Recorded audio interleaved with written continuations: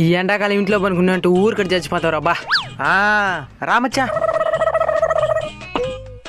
అబ్బా ఏం ఎండలరా నాయన. బా ఈ ఎదవులంతా ఇక్కడనే ఉన్నారా?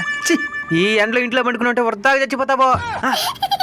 ఏం చేస్తామా మామా, ఈ ఎండ నుంచి తప్పించుకోవాలంటే ఏం చేయాలి మామా? అంటార్కిటికాకి వెళ్ళిపోవాలి.